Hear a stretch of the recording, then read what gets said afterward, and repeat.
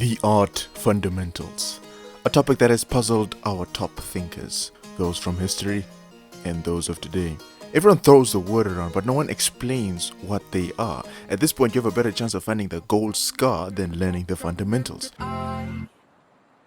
If you're still confused about the art fundamentals, don't worry, that ends today.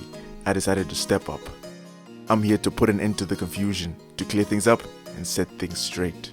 What up YouTube, it's your boy Double M and I'm coming back at you with a video on the art fundamentals.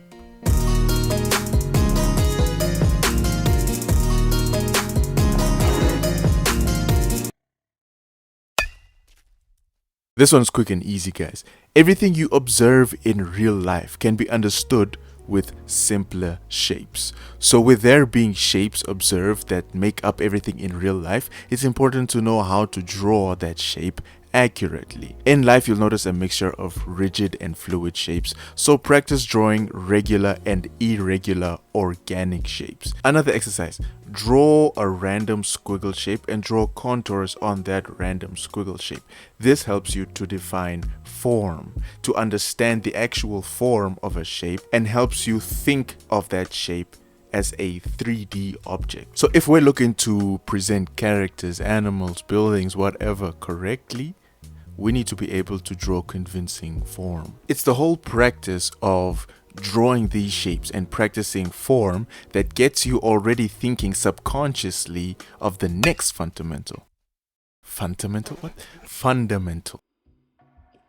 As an artist, it is important to be able to present three-dimensional objects on a two-dimensional surface, on a two-dimensional canvas, sheet of paper. So what's important with perspective is the ability to illustrate and show depth in your drawings. And it's in practicing perspective where you get the ability to correctly depict the form of your object and the ability to correctly depict the position of your objects in your drawings. Here you know how to draw something that's far away and draw something that's up close. Even if it is one object, you know how to draw that one object with one side being much closer to you and the other side being the furthest away from you. As a beginner to the topic, it can seem very intimidating, especially if you have stumbled over drawings with 7-point perspective. Like, it's crazy, bro. Who just thinks of stuff like this? But don't worry, I got you with a video on perspective. You learn how to draw in perspective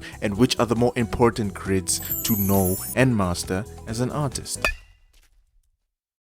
Not everything you observe can be drawn with just one shape. You can try envisioning it as one big complex shape. That's not gonna work, bro. As you'll notice, things from some complex objects and machinery to living organisms, these objects are constructed with a number of shapes. This is especially important as a beginner, as I see it as crucial to learning how to draw almost anything.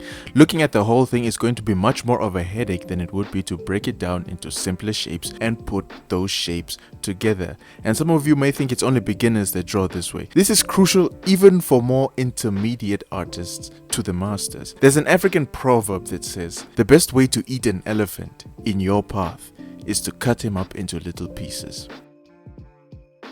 Now, I don't know who's out here trying to eat elephants, but that's not the point. The point is, anything that has a complexity to it must be broken down and understood piece by piece. So yes, even masters construct with different shapes. It's just that we may use more irregular...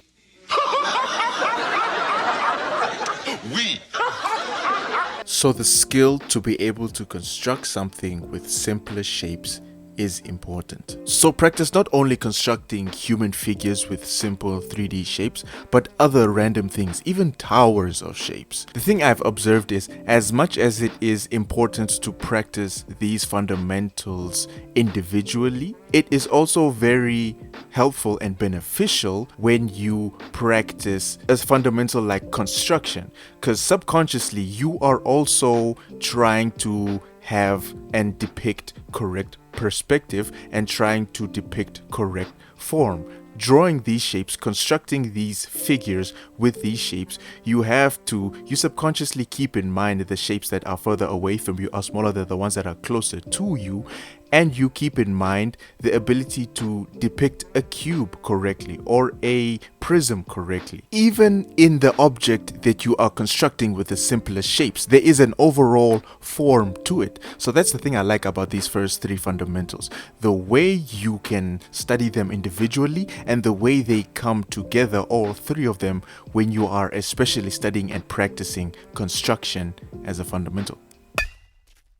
Before, it was important to break something down and understand how it's constructed. Now, you need to understand how something is moved and moves itself as a whole unit.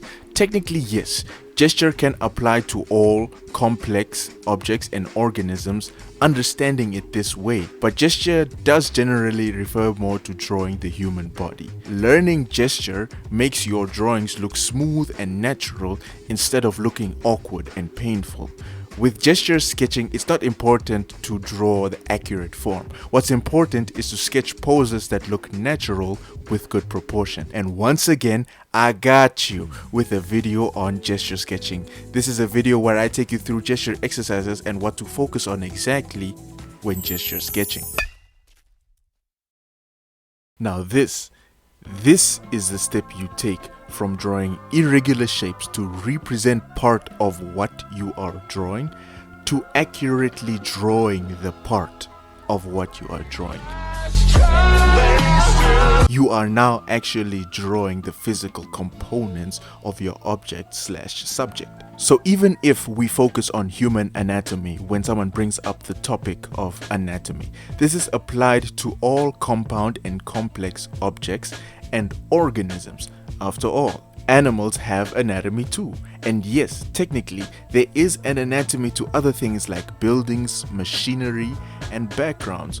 Whatever you are drawing has a physical makeup to it. And before we were substituting this physical makeup with irregular 3D shapes, now we're looking to accurately depict the physical components that make up what we are drawing.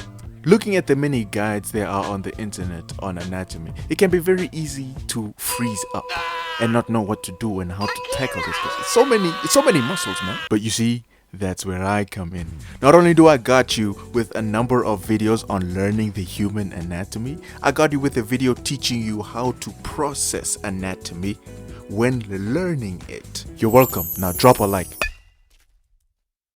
Technically, these are each their own thing by themselves. With value, we have how light hits an object to make it visible in the first place. So as an artist, it is important to have value as a fundamental to understand the relationship between light and dark as light hits objects in real life. And with color theory, it's not that much of a right and wrong, but it is a collection of theories and strategies on illustrating with color. So it's important as an illustrator, as an artist, to be able to use color in your illustration. Now there's a reason why I combined these two, mainly because value is also something that exists in color theory and is evident in how colors are used. Everything from the definition of value to how you should correctly depict value can be seen in color theory. Now you see, with this combination of value and color theory into one fundamental, we have what I like to call a transition fundamental. Let me explain. Before this fundamental, we were focusing and talking about fundamentals that have more of a right and wrong way to depict. There's a right way to depict form, a right way to depict perspective, construction, gesture, anatomy, especially anatomy. Now when we come to this fundamental, we have two halves. One half, value, being the right and wrong way of looking at how light hits an object and the relationship between light and dark, to color theory, good and bad ways of using color in your illustrations, in your art. One half has a right and wrong way to it, the other half has a good and bad way to it. We are in this fundamental transitioning from accurately presenting something when drawing to adjusting the perception of something when drawing. This is why I call the fundamental of value and color theory the transition fundamental. To practice value, grab references of stuff like objects, photographs, or even some of your favorite illustrations from artists you like and study them, breaking them down into two values, just two colors.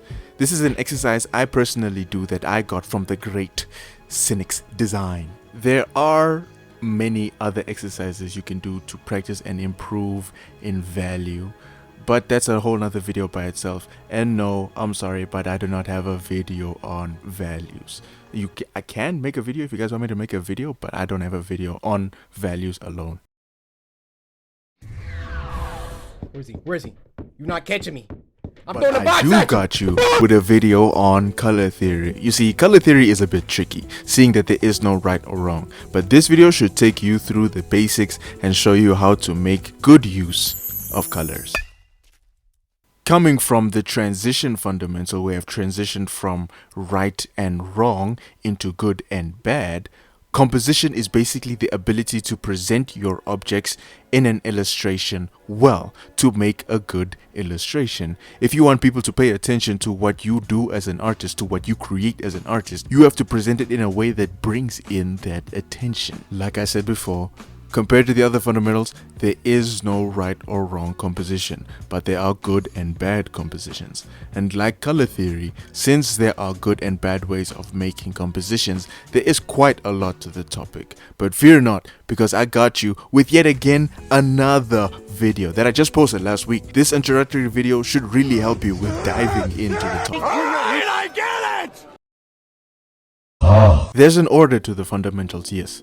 But you don't have to stick to this order all the time. I'd only suggest sticking to learning these in this order if you are an absolute beginner. But don't stay on one fundamental and only go to the next when you are a complete master at that one fundamental. That's a very quick way for things to become boring and for you to burn out. What I would suggest is starting with the first one and spending a few days to a week on that fundamental, then jump to the next. If you're more intermediate, organize these from the one that you are the worst at to the one you are the best at. As you go down this order, spend the most time on the worst one and the least time on the best one. If yours, for example, is anatomy, do that first and spend the most time practicing that. Repeat this order that you have made 2 to 3 more times, or however many times you may feel like it. After that, you can put them back in the order given to you in this video. But even after this, I'd still say spend roughly the same amount of time you did in each fundamental in the last few cycles. So even in the order I gave you, anatomy may still be your worst. So you still got to spend the most time on that. The time you spend on a fundamental is completely up to you. It should feel like you have learned a lot more than you knew before without feeling too boring.